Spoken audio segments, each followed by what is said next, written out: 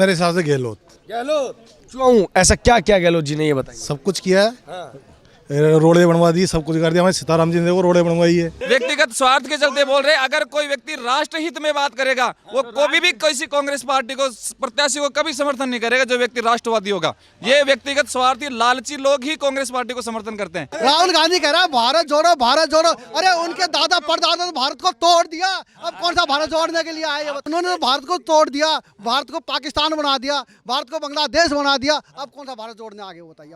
राजस्थान की जनता आज लोकतंत्र के महापर्व को सेलिब्रेट कर रही है, मतदान करके आई है। अब इनसे जानते हैं कि इन चुनावों में मतदान करते वक्त इनके क्या मुद्दे रहे और राजस्थान किसकी सरकार बना रहा है। मैडम, क्या नाम है आपका? नीलम कुमावत। सबसे पहले आपके पास इसलिए आया हूं क्योंकि इस चुनाव में सबने महिलाओं को बड़ी रिझाने की कोशिश की और महिलाओं का ही मुद्दा बना है। तो आप बताइए किसको और किसकी सरकार ला रहे हैं यहाँ पे? हम बीजेपी की सरकार ला रहे हैं। क्यों? क्यों? महिलाओं को सुरक्षित करना है सबसे पहले तो। महिलाओं सुरक्षित नहीं है अभी इस टाइम बिल्कुल। तो कौन सुरक्षित करेगा, आपको क्या लग रहा है? कि मोदी जी करेंगे, गहलोत जी, बीजेपी करेगी, भाजपा करेगी, तुष्टि करेगी। राजनीति नहीं चाहिए हमें अभी। क्या मुद्दे रहे वोट करने के? बीजेपी लानी है, लानी है, फाइनल है, फुल ऑन मोदी जी की लानी है। मोदी जी की लानी? हाँ, मोदी जी की लानी। मोदी जी ने ऐसा क्या किया वो नहीं किया, लेकिन मोदी जी को ही लाना है, ये तो फाइनल है। मोदी जी को ही लाना, मोदी जी को ही लाना है, फाइनल है। अच्छा, आप किसको ला रहे हो? मोदी को। आप भी मोदी? यस भाई, अच्छा काम कर रहा है, अच्छे इंसान है, सब कुछ बढ़िया है, तो उनको ही लाएंगे। क्या देखो, मोदी जी विपक्ष पार्टी तो ये कहती है औरतों के साथ कुछ भी गलत काम होता है, मर्दों का देश है। तो भाई मर्दों का देश है तो क्या बहू बेटे बाहर नहीं निकल सकती? कुछ भी कोई भी कुछ भी करेगा, तो हमें तो मोदी को ही लाना है। मोदी के राज में सेफ है। विधानसभा चुनाव में इन सारे मुद्दों को पे भी चर्चा हुई क्या, कि विधानसभा चुनाव में भी इसी मुद्दों पे वोट किया जाएगा? बात विधानसभा की चुनाव के मुद्दों की है तो मैं आपको ये बता दूं कि विधानसभा के मुद्दे होते हैं एक जनता के स्वयं के मुद्दे, स्वयं के मुद्दे जो रोजमर्रा की जिंदगी में जनता के काम आते हैं। रहना, करना, खाना, पीना, मकान, दुकान, आना जाना, सिक्योरिटी, सुरक्षा, महिलाओं की सुरक्षा, युवाओं को रोजगार की सुरक्षा, युवाओं को रोजगार दिलाने की व्यवस्था। तो आज तक जितनी भी बार कांग्रेस पार्टी आई है उसमें सिर्फ एक वादे किए गए हैं कि हम जैसे सत्ता में आएंगे तो युवाओं को हम 2 लाख नौकरी लगाएंगे। आप आंकड़े उठा के देखिए, उस 2 लाख में से अगर आपको 14,000 में निकले तो हम आपके सामने मौजूद हैं। कांग्रेस, मेरा मेडिकल का काम है, कांग्रेस ने स्वास्थ्य बीमा योजना चला रखी है, चिरंजीवी। उसके नाम पे इतनी फर्जी धोखाधड़ी हो रही है। किसी भी हॉस्पिटल में बजट नहीं है पैसे देने के लिए। मैक्सिमम प्राइवेट हॉस्पिटल मना कर देते हैं चिरंजीवी में इलाज करने के लिए। और चिरंजीवी में अगर कोई हॉस्पिटल इलाज भी कर रहा है तो उसकी पूर्णतः कोई देखभाल नहीं हो रही। जो प्लांट्स, जो इक्विपमेंट डाले भी जा रहे हैं ना उसमें, वो भी सारे फर्जी वाले तरीके से डाले जा रहे हैं, बिल्कुल क्वालिटी के नहीं है वो। और जो चिरंजीवी योजना चलाई जा रही है, उनके मैक्सिमम सरकारी अस्पतालों में बजट नहीं है फ्री दवाइयों के लिए। यह हालत अभी राजस्थान के। ये भारतवर्ष हमेशा लोकतांत्रिक एक प्रदेश रहा है जिसमें हर बार इस प्रदेश की जनता ये चाहती है कि वो कैंडिडेट चुन के आए जो उनके हर सपनों को पूरा कर सके। कौन है वैसा कैंडिडेट? मैं वही बात बता रहा हूँ आपको कि जब जब जो सोचा जाता है तब तब वो नहीं हो पाता। कांग्रेस से इस भारतीय जनता पार्टी की हो, चाहे दूसरी पार्टी हो, चाहे तीसरी पार्टी हो, चाहे चौथी पार्टी हो, चाहे 50 पार्टी हो, आम जनता यही चाहती है कि ये सरकार आएगी और हमारा उद्धार होगा। हमारे बेटियां जो कॉलेज जाती है वो सेफ जाएंगी, वो सेफ कॉलेज से वापस आएंगी। जो भ्रष्टाचार होता है इन सरकारों के मद्देनज़र, जैसे आप पेपर लीक का समझ लीजिए, आप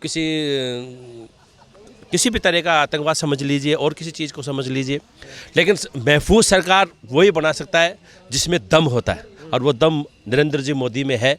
उनके नेतृत्व में राजस्थान में सरकार बीजेपी की बनेगी और ये सुनिश्चित है, क्योंकि राजस्थान की जनता जानती है कि कब किसको कहाँ आके कब चेंज करना है। इसका मोटिव कोई चेंज नहीं कर सकता है। ये राजस्थान की जनता का बना हुआ और फैक्ट एजेंडा है कि अब की बार बीजेपी की सरकार बनेगी और पूर्ण बहुमत से बनेगी। मैडम, बनेगी बीजेपी सरकार? बिल्कुल 100% बनेगी। क्यों बननी चाहिए बीजेपी सरकार, ये बता दो आप। क्यों सबकी सुरक्षा, सबका विकास साथ। गहलोत जी ने तो कहा कि क्यों चेंज करना है जब हम आपको वेलफेयर स्कीम दे रहे हैं, चिरंजीवी दे रहे हैं, महिलाओं को। जो रेवड़ी पार्टी थी ना, वो को काम की नहीं आएगी। वो लालच दिया था लोगों को, जो फ्री किट दिया था, स्कूलों का दिया था, वो कुछ भी सारी जो भी नीति थे सब भ्रष्ट हो चुकी है उनकी, गहलोत जी की। 10,000 रुपए लगभग कहा गया ना, 10 या 15,000 रुपए कहा गया है सालाना महिलाओं को मिलेंगे। तो महिलाओं ने इसको ध्यान में नहीं रखा वोट डालते वक्त। महिलाओं की अपनी सक्षम हो गई, महिलाओं किसी पे डिपेंड नहीं है, खुद आत्मनिर्भर है वो, तो 10,000 के लिए क्यों गलत वोट दे वो। ये राजस्थान की जनता है, ये समझ चुकी है कि जब चुनाव आते हैं तब ही पिटारा खुलता है। नहीं, मैं रेवड़ी की नहीं बोलूँगा, तभी पिटारा खुलता है। उस पिटारे में से अद्भुत नई प्रकार की नई जातियाँ, जादूगरियाँ निकलती हैं। कोई कहता है हम 450 में सिलेंडर देंगे, कोई कहता है हम 500 में सिलेंडर देंगे। अरे हमें आश्वासन नहीं चाहिए, काम चाहिए, और वो काम मिलेगा नरेंद्र मोदी की सरकार आने के बाद। बिल्कुल, नरेंद्र मोदी जी के नेतृत्व में जो बीजेपी की सरकार राजस्थान में बनेगी वही इस मुद्दे को आगे लेके जाएगी, और प्रत्यक्ष को प्रमाण की जरूरत नहीं होती है। सब क्या भाई साहब, मोदी और गहलोत फैक्टर, 2 फैक्टर थे राजस्थान में, तो मोदी फैक्टर भारी पड़े या गहलोत फैक्टर? मेरे हिसाब से गहलोत। क्यों, ऐसा क्या क्या गहलोत जी ने ये बताया? सब कुछ किया है, रोडें बनवा दी, सब कुछ कर दिया। हमारे सीताराम जी ने देखो रोडें बनवाई है। रोडें तो पहले से बन रही थी, अभी बनी है, पहले कौन सी थी? रोडें तो पहले से बन रही है। और सीताराम जी कौन से पद पे है? सीताराम जी, अरे भाई साहब सीताराम जी जिसकी ये बात कर रहे हैं वो हारे हुए प्रत्याशी हैं, उनका कोई अधिकार ही नहीं है। पहली चीज तो किसी भी, वो कोई पद पे नहीं है, ना वो ऑथराइज है किसी उद्घाटन करने के लिए, तो वो कैसे उद्घाटन कर सकते हैं? और 800 सिलेंडर लिख रखा है इन्होंने, किसको दिया ये बता दो मेरे को। आज 800 करोड़ के काम बता दो कि एक विधायक को कितना कोटा मिलता है खर्च करने के लिए। 800 करोड़ रुपए कहाँ खर्च हो गए? और एक हारा हुआ प्रत्याशी 800 करोड़ कैसे खर्च कर सकता है? एक हारा हुआ प्रत्याशी 800 करोड़ रुपए कैसे खर्च कर सकता है? क्योंकि जीते हुए प्रत्याशी को भी 800 करोड़ का बजट नहीं मिलता है विधायक के लिए। तो पोलिंग बूथ पे आके आप झूठ बोल गए महाराज। ये फ्री के 3 मोबाइल ले गए, 3 मोबाइल ले गए फ्री। क्या है कि जितने भी सीताराम जी की फोटोग्राफी हो रही है सब इनके स्टूडियो से हो रही है, तो जिसकी खाएगा आदमी उसकी तो बजाएगा। व्यक्तिगत स्वार्थ है, व्यक्तिगत स्वार्थ के चलते बोल रहे हैं। अगर कोई व्यक्ति राष्ट्र हित में बात करेगा वो कभी भी किसी कांग्रेस पार्टी को, प्रत्याशी को कभी समर्थन नहीं करेगा जो व्यक्ति राष्ट्रवादी होगा। ये व्यक्तिगत स्वार्थी लालची लोग ही कांग्रेस पार्टी को समर्थन करते हैं। बात कांग्रेस या बात बीजेपी की नहीं है, बात है एक स्वामित्व की, बात है एक राष्ट्रीयता की, बात है एक आमजन की सुरक्षा की, बात है नव युवकों के उज्जवल भविष्य की। जो इन मुद्दों को लेके, जो चाहे वो बीजेपी हो, चाहे वो कांग्रेस हो, चाहे वो अदरवाइज दूसरी पार्टी हो, जो इन चीज़ों को मुद्दा बना के राजस्थान की जनता की सेवा करेगा, वही जनता उसको राज करने के लिए प्रेरित करेगी और वही जनता उसको जिता के लाएगी। सर मैं ये कहता हूँ कि 5 साल पहले मोदी जी ने कहा था कि मैं 80 करोड़ को राशन बांट रहा हूँ। आज भी इलेक्शन में उसने यही कहा, यानी कि गरीबी तो हटी नहीं, 80 करोड़ आज भी वहीं की वहीं है कि नहीं? ये तो आपको पता है। 70 साल राज किया, तब भी उसका दादा भी गरीबी हटाओ, माँ भी गरीबी हटाओ, बेटा भी गरीबी हटाओ, सासू भी गरीबी हटाओ, अब तक उनकी गरीबी नहीं हटी। तो 10 साल में मोदी जी कैसे इन गरीबों को हटाएंगे? वो गरीब हट गए लेकिन गरीबी नहीं हटी अभी 70 साल में। वही 10 साल में 70 साल का 70 सीधे खड़े हो। भारत जोड़ो, राहुल गांधी कह रहा है भारत जोड़ो, भारत जोड़ो। अरे उनके दादा परदादा तो भारत को तोड़ दिया, अब कौन सा भारत जोड़ने के लिए आए ये बताइए हमें। टीवी बात करें और क्या, उन्होंने भारत को तोड़ दिया, भारत को पाकिस्तान बना दिया, भारत को बांग्लादेश बना दिया, अब कौन सा भारत जोड़ने आगे बताइए। अब यहीं से यात्रा लेके गए थे। हाँ, अब बताइए कौन सा भारत जुड़ रहा है? राजस्थान से यात्रा लेके गए थे, तो हम उनसे भी पूछना चाहते हैं, चैनल के माध्यम से पूछना चाहते हैं, अब कौन सा भारत को जोड़ने आ गया? चुनावों में वो 10 तक की गिनती गिने थे हमारी जयपुर विद्याधर नगर में, 1 2 3 4 5 6 10 कि किसानों का कर्जा माफ। आज तक 5 साल में 1 पैसा माफ नहीं हुआ। इस बार आते ना विद्यानगर में, काले झंडे जूते मार के भगाते उनको। यहाँ के किसान बिल तैयार थे इस बार, लेकिन वो विद्यानगर में आए नहीं राहुल गांधी। एक बार भी रैली करने के लिए नहीं आए यहाँ पे। हम इंतजार कर रहे थे कब वो रैली करने आवे, कब रैली करने आए, लेकिन आए नहीं। मैंने कहा मैं खुश हूँ, मैंने कब कहा खुश हूँ। मैं सच्चाई के साथ हूँ, मैं अंधभक्त नहीं हूँ। अंधभक्त आएगा मोदी, क्या होता है? आएगा मोदी। अंधभक्त, अपन अंधभक्त नहीं है, हम अंधभक्त हैं। अब हमें 5 दिन सुनो 5 दिन पहले ये कांग्रेस के ऑफिस का उद्घाटन करके आए भैया, उसमें बैठे थे। वहाँ कोई व्यक्ति मेरा पहचान का बैठा है, मेरी बात सुनो। बात ये कह रहे हैं कि अंधभक्त, हम हमारी अंधभक्ति से अगर राम मंदिर बन रहा है तो हम अंधभक्त हैं। हमारी अंधभक्ति से 370-35 से हट रही तो हम अंधभक्त हैं। हमारी अंधभक्ति से हमारे देश का नाम विश्व में फर्स्ट नंबर पर आ रहा है तो हम अंधभक्त हैं और हम अंधभक्त बने रहेंगे। अंधभक्त की और बात भक्तों की नहीं है। आज हम ये अच्छी तरह जानते हैं कि आज ये एक मिनट आप सुनिए युवाओं, हम हमें पता है कि युवाओं में बहुत जोश है, बीजेपी को लाने का बहुत जोश शोर से जोश बढ़ रहा है। अरे वोट डाला नहीं डाला, आप लोग हाथ दिखाओ एक बार फिर से। वोट डाला, वोट डाला है। तो जो लोग कह रहे हैं कि अंधभक्त, जो कहते हैं अंधभक्त, आपके पास अगर ऐसा कोई एक्सरे मशीन होता तो आप इसके दिल में झांक के देखिए, मोदी ही नजर आएगा आपको। वोट भी बीजेपी को डाला इन्होंने। मोदी को होते हुए चांद पे भी तिरंगा ले रहा था इंडिया का। ये मोदी नहीं होता तो चांद पे तिरंगा नहीं ले रहा था।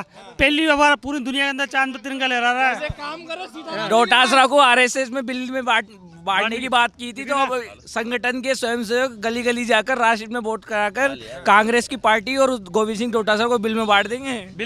दिखेंगे नहीं अगली बार। देखिए ये तो युवाओं का जोश है, आप इस जोश पे न जाएं। पर्टिकुलर बात देश के भविष्य की है और वो भविष्य एक महफूज हाथों में, अभी जो प्रेजेंट में है मोदी जी के हाथों में।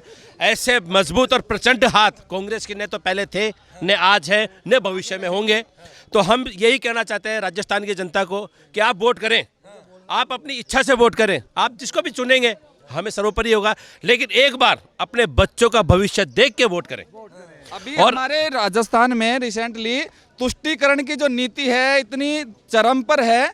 उदयपुर में कन्हैयालाल हत्याकांड हुआ, कांग्रेस पार्टी के नुमाइंदे वहां तक गए तक नहीं।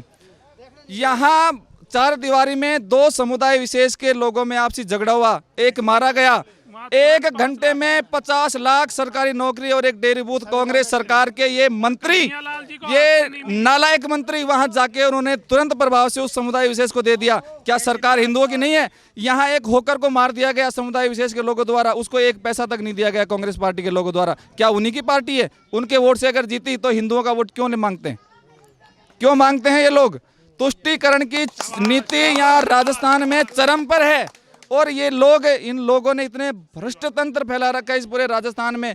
यहाँ माइनिंग में घोटाला, यहाँ पेपर लीक में घोटाला, यहाँ इन लोगों ने ये जो हेल्थ कार्ड चला रखा इसमें घोटाला, या और यहाँ का एक काबीना मंत्री, जिम्मेदार मंत्री विधानसभा में ये बयान देता है जब छोटे छोटे बच्चों के साथ रेप होते हैं कि ये राजस्थान मर्दों का प्रदेश है। ऐसे नेता को उन्होंने बर्खास्त नहीं किया, उनको बल्कि शाबाशी दी। इस गहलोत सरकार ने दोबारा टिकट देके और चुनाव मैदान में उतारा। महिलाओं के प्रति इतना जघन्य अपराध करने वाले लोगों को ये लोग पारितोषिक करते हैं, न कि उनको दंडित करते हैं। चांदपोल में हमारे हिंदू समाज के तकरीबन 250 लोगों को इन्होंने बम ब्लास्ट मारा था, सीरियल बम ब्लास्ट हुए थे। उन लोगों ने इनकी कमजोर पैरवी, उनकी कांग्रेस सरकार द्वारा उनकी बेल करवा के उनको छुटवा दिया गया। आज वो खुलेआम घूम रहे हैं। बात बम ब्लास्ट की नहीं है, बात हिंदू मुसलमान की नहीं है। उस ब्लास्ट में हिंदू भी मरा, सिख भी मरा, मुसलमान भी मरा। इसका जिम्मेदार कौन? इसके जिम्मेदार जो उस वक्त की सरकार थी वो, या जो सरकार केंद्र में बैठी थी वो। आज तक न तो कोई जान पाया, न कोई बता सकता है। मेरा एक ही अनुरोध है, आज भारत को जिस मुकाम पे श्री नरेंद्र मोदी जी ने पहुंचाया है, आज तक 70 साल में अगर कांग्रेस ने ये काम किया हो तो आप यहाँ जितने भी युवा मौजूद हैं या जितने भी मेरे हमसाये मौजूद हैं या मेरे से बुजुर्ग मौजूद हैं, ये आप उनके दिल से पूछ सकते हैं कि जितनी भी आज भारत ने तरक्कियों की ऊंचाई जो हासिल की है वो एक माननीय श्री नरेंद्र मोदी जी के ही शासनकाल में की है। आप ये देखिए कि एक वक्त ऐसा था जब इंदिरा गांधी को रूस से हाथ जोड़ के अपनी मदद करवानी पड़ी सन 1971 में, और आज भारत वो है कि जो इजराइल को अपने हथियार बेच के और वहाँ की संप्रभुता को बचाने में उसकी मदद कर रहा है। तो भारत पहले कहाँ था, भारत आज कहाँ है? आज भारत सेल्फ डिपेंड है मोदी जी के राज में।